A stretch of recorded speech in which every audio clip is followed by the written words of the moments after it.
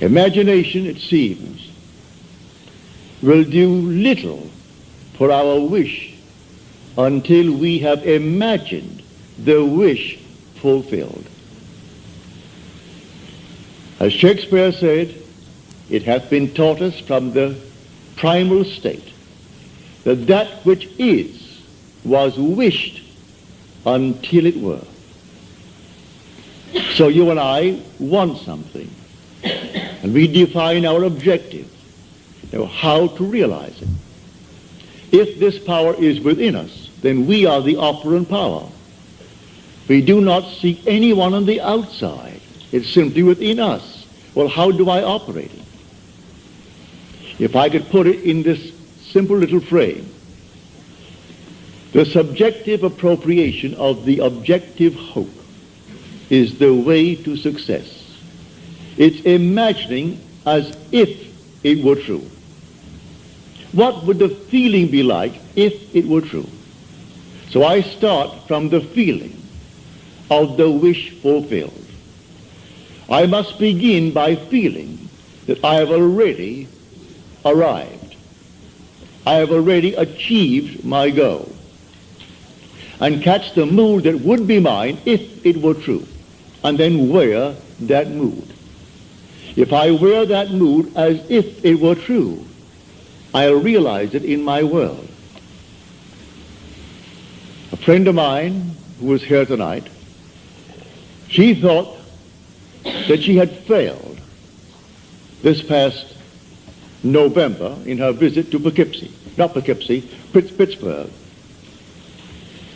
Friends of hers that she knew well, and they were a little bit down because of the seeming recession.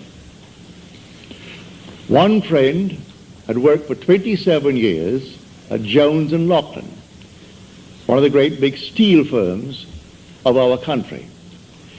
In the months of September and October, they let out 4,000 workers. He had to put in 3 years and 2 months to complete a 30-year service with the firm. After 30 years, he could retire at a very good, I would say, retirement fund. But he also had 6 more years to go for his Social Security. And they let out 4,000. And then it was rumored in the plant that they're going to close that plant. She reminded him of the use of imagination, which he had used with him successfully in her previous visit to Pittsburgh. Well, he laughed it off. Those things would have happened anyway. She reminded him of 6 distinct requests on his part that he thought he could not realize. Every one came to pass, as she reminded him. And then she took a vision of mine and explained it to him. She said, you know what I told you the last time? That Neville had a vision. Well, the Bible tells us that the depths of our own being speaks to us through the medium of dreams and vision. So here in this dream of mine, call it a dream if you will, it was just as real as this, I was taken in spirit into an enormous mansion. And here 3 generations were present, but one was invisible, and that was the grandfather. The father was explaining to his children the secret of his own father's success. So there was the grandfather now departed from the world, leaving behind him an enormous fortune for the benefit of his son and then his grandchildren. And so the father said to the children, grandfather used to say, while standing on an empty lot, I remember when this was an empty lot. Then he would paint a word picture so vividly of what he intended to do with that empty lot that it ceased to be an empty lot, and you saw the structure that he intended to build. But he acted as though it was already a completed act. He began with the feeling of having arrived at his ideal for that empty lot. Then I woke on my bed, and I recalled the dream, and I knew that the depths of my own being had constructed that scene to instruct me. Here is one facet of the great use of this power called imagination, which is God. It was too early to rise, so I went back to sleep, and I redreamed the dream. This time, I am the grandfather. I am not the father telling the story. I am not an eavesdropper listening to the story as it was told in the original dream. I am now the grandfather. Then I would say to everyone, by standing on an empty lot, I remember when this was an empty lot. So she reminded him of this technique. Now she said, you are afraid that you might be let out after 27 years and 2 months in Jones and Lachlan. I will now remember when you were afraid. I will remember when you thought it all came to an end. That's one. He said 2 years ago I was interviewed, and I thought it a very good interview. But after 2 years it has never appeared in the trade paper. And I wondered, what have they done with it? Have they simply forgotten it, mislaid it, or deliberately not used it? She said, I will read that magazine, and I'll be lifted up by it. It's humorously written, as you tell me. Well, I will take that book right now in my hand, that magazine, and I will read it, all about you. She went into 2 or 3 others. Then she returns. Now she's here tonight. She said, in December I received the magazine. It's very well written and very, very humorous, all about this man. Then she said, I heard on the radio that Jones and Lachlan had decided not to close the plant, but instead to spend $13 million on the plant in modernizing. And then beginning January the 1st, to recall over 4,000 workers that they had let out. Now he is walking on air, but like all of these fellows, he will still forget it. He will still turn to a God outside of himself. This to him would have happened anyway. They would have spent the 13 million, brought back the 4,000. That thing that was found after 2 years and printed, oh, that would have happened. And man goes blindly on worshiping a false God because he does not know God. The only God is your own wonderful human imagination. The only name forever and forever that is his name is I am. So that is my name forever. So when you come to the people of Israel and they ask you what is his name, just simply say, I am. That is who I am. And by this name I shall be known throughout all generations. There is no other name. You cannot separate I am from yourself. That's your essential being. And when you say I am, you are all imagination. You cannot stick imagination on the outside and point to it. So you do not observe it as you observe the fruit of imagining. You do not observe imagination as you do objects in space, because you are the reality that is called imagination. This is what we teach here night after night. Now you can test it. What would the feeling be like if it were true that I am now the man that I would like to be? What would the feeling be like? Catch the mood. For the mood determines the fortunes of people rather than the fortunes determine the mood. Man puts it just the opposite. If I had $1 million, he said, oh, I would feel so good. Now, feel as you would if you had it. Catch the mood. And the mood will create that objective hope, if that is your hope. What would the feeling be like if you are now the person you want to be? You can catch that mood and wear that mood as you would a suit of clothes.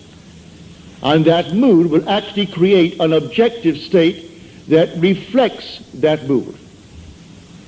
That's what she did. She put herself into a mood, actually feeling that she was reading a story of her friend.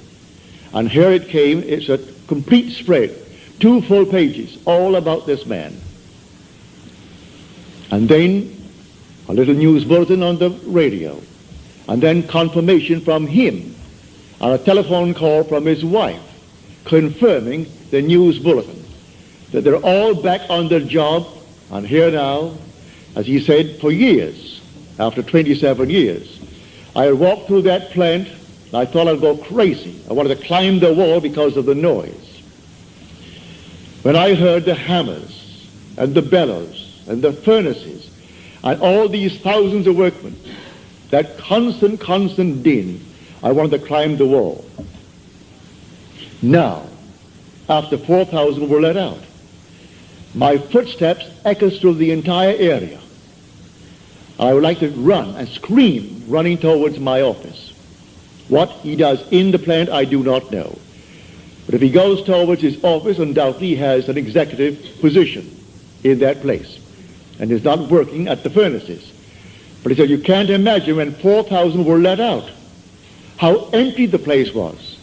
And everything simply echoed. And my footsteps seemed like some thunderous thing as I walked through that plant towards my office. And many a moment I wanted to simply jump up and start running. It seemed so empty. She said, all right, that's something. I will remember when. And she applied that technique. When your footsteps scared you and you wanted to run towards the office. Now it's the clangor all over again. So I tell you, I know from my own experience that these moods, you catch a mood, I could tell from the mood that possessed me through the day that I would meet a certain character. And I met that character. It may be someone I knew or some total stranger, but I could tell from the very mood that possessed me that I'm drawing into my world an affinity with that mood. You can catch a mood and create the world that is in harmony with the mood. Anyone can do it. In fact, you're doing it morning, noon, and night anyway. So when you turn to some external God, you are turning to a false God. There is no external God. Every child born of woman is God incarnate. If man only knew that, there could be no war in the world. Killing man is killing God. For every child born of woman is the incarnation of God. Whether you be black, yellow, pink, white, or any other color, there is no other being in this world but God. So the incarnation takes place every time a little child is born and it breathes and you spank it to get it to cry. That moment was the incarnation of God. Now, how can you kill him? How can you hurt him? Just teach him and show him what power is latent within him. For the whole vast world aches for the awakening of the imagination in man. But here tonight, let us keep it on this level. And on this level tonight, when you dream of some wonderful objective in this world that is not yet realized, realize who the dreamer is. And the dreamer is God. And by dreamer, I mean your own wonderful imagination now. A daydream. That's God. That's God in action. Now, do not let your reason and your senses dictate what is possible. All things are possible to God. So suspend for a moment your reason. Suspend the senses that are dictating what you must accept. For their demanding of you, accept the facts of life. All right? If you could accept the facts of life and let reason dictate it, you'll never go beyond where you are. So suspend them just for a moment and try this technique. What would the feeling be like? How would I feel if it were true that I am already the man that I would like to be? And if I am, how would I see my friends, and how would they see me? It's all within us. So let my wonderful human imagination see them as they would have to see me if it were true. Bring them into my mind's eye and let them see me, and let them talk to me, and let them congratulate me on my good fortune. And don't duck. Accept the congratulations of your friends, if they really mean it. Actually play the part all within yourself, and then believe it 100%. There's an interval between that imaginal act and its fulfillment, as there is between the creative act of a man and the birth of that child. Every little thing has an interval of time between the act and its fulfillment. A horse will take 12 months. A woman takes 9 months. The little sheep will take 5 months. A chicken will take 21 days. There are intervals of time. So the Bible teaches every vision has its own appointed hour. It ripens. It will flower. If it be late, then wait, for it is sure, and it will not be late. Different intervals of time. So it may take me a longer time. In this case with this man, 2 months to bring back 4,000 who were unemployed. To put his mind at rest that he doesn't have now to feel that he's going to be fired. He can put in now the extra time. Only a little while, 3 years and 2 months will complete his 30 years with Jones and Lachlan. And then what's a man of his age? 6 more years, and then Social Security. So he'll have both. If it happened now, he wouldn't have it. He would be cut on Social Security, and he would be let out without a good retirement fund. So she goes back, and she reminds him that it happened before. He couldn't afford the roof for the house. And she said, I will see the roof on the house. I remember when it needed a roof. And so she she told him, I recall telling you, I remember when it needed it. Well, soon after, something happened in his work. He got the money, and the roof is on. The wife wanted an organ. Couldn't afford the organ. All right. She said, I remember when you didn't have one. She has the organ. And she took one after the other. Of all these things, he's still, with all the evidence in the world, he is still working on some outside God. He thinks he's doing the wrong thing. He feels that if perchance that man is simply a devil incarnate, and he's taken me from my real God, which means something external to himself that he fashions out of his own mind and fashions with his hands, because all these little nonsenses that we buy and stick them up as holy objects. First of all, no artist really ever designed them. It's an offense to speak of an artist when you see these horrible monstrosities that we buy and stick around the place and call them religious objects. So, find who he is. He is the living God. He is not a dead God. So I tell you that all that you behold, though it appears without, it is within, in your own wonderful human imagination, of which this world of mortality is but a shadow. All things exist in the human imagination. And everything you see as an objective reality was produced by imagining. Think of one thing, just think of one thing that would simply deny it. You can't think of one thing. So you go to the moon. You first had to imagine it. Had to imagine everything concerning the machine that took you to the moon. Everything in the world first has to be imagined and then executed. All right. The intelligence to do it will come, but you take the blueprint first and conceive it and dwell in it as though it were true. And no power on earth can stop it from becoming so. Your visions will clarify itself. At night, it's a different kind of a night. Your days are different. You see people differently. You can't walk by any man and not see him God incarnate. Can't do it. Even if he has the most horrible background, And he said simply, well, a murderer. And it's proven that he is. You still see God incarnate. But so sound asleep, the poor thing doesn't know. If you could only just get to him and show him that he really is God incarnate. And the one he thought he killed, he has been restored to life. Not to the senses of man, but he is restored in a world just like this, terrestrial just like this. About his business, he continues his work until he too awakens from this dream of life. But all will awaken eventually. But why not start now? Start now to tell man who he really is. God and man are one.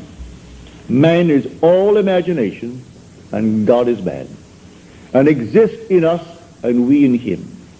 The eternal body of man is the imagination, and that is God himself.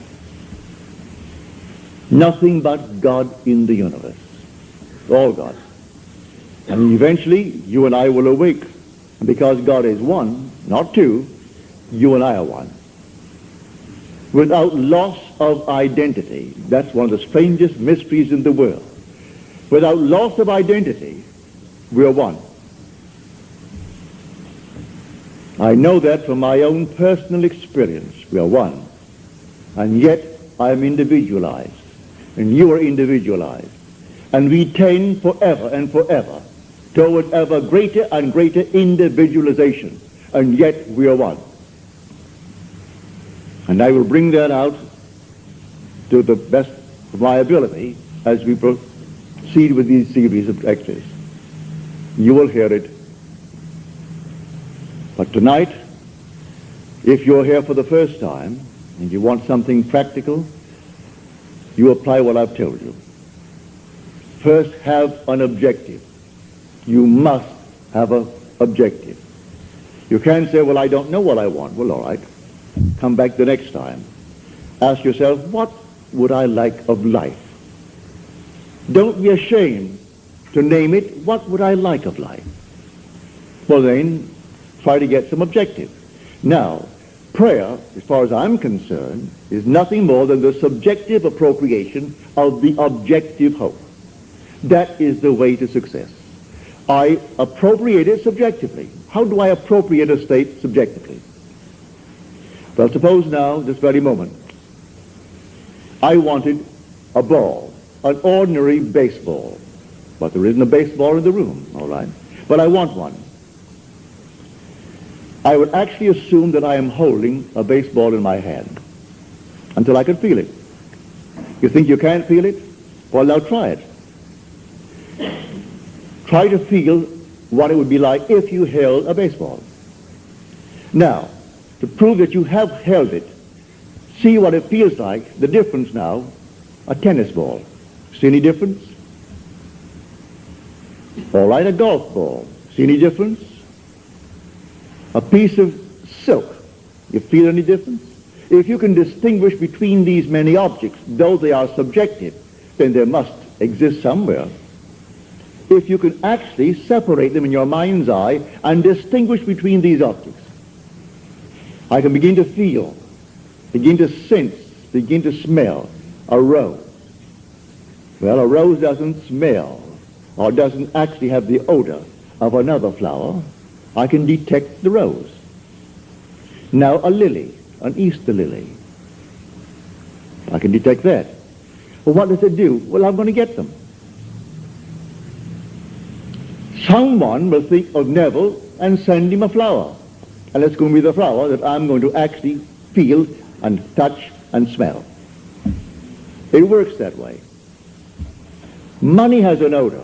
It's unlike any odor in the world. It's more fragrant to the miser than the most marvelous perfume in the world. He can tell it.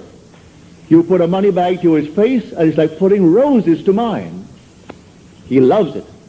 He can smell money, can feel it. Money has a distinct feel about it. Put a $20 bill in your hand and ask you to feel it, and then put another piece of paper in your hand, and you can tell the difference. There's a difference. It is an odor to it. All this is part of the inner man, that all things are possible to him. Try it. Before you condemn it, try it. And if you have the evidence to support my claim, well, then it doesn't matter what the world will tell you. If he laughs at you, so what? So they laughed at everyone who had an idea that seemed a little bit off-center. Always laughed at him. They laughed at the idea of going to the moon. Well, now it's an accomplished fact. There are still those who won't believe it happened, you know, because they don't want to believe that it ever happened. There are those who said you couldn't go down and actually live underwater. Now we have a submarine. There are still those who won't believe it. You can present them with all the facts in the world, and they won't believe it. So I tell you, you try it first. And if it proves itself in performance, it doesn't really matter what the whole vast world thinks. Go about your Father's business, which is yourself, and then live a full and wonderful life in this world of Caesar. And the day will come, you will actually depart this world. I mean this age. Because those who are departing it now, unless they are awakened, they'll still find themselves in a world just like this. But those who have awakened, who have experienced the second birth, the birth from above, find themselves in an entirely different age, where they're all imagination. And they are perfect. And wherever they go, everything is perfect. You don't have to raise a finger to make anything perfect, because they're perfect. All things must conform to them, for they're perfect. That's heaven. So heaven is not an area, it's not a realm, it's a body. And when that body is awakened within you, which is the wonderful human imagination completely awake, then wherever you go clothed in that body that is completely awake, everything is perfect. If you found yourself in a forest of dead trees that all burst into foliage, in the desert they would all bloom like the rose, because you are there.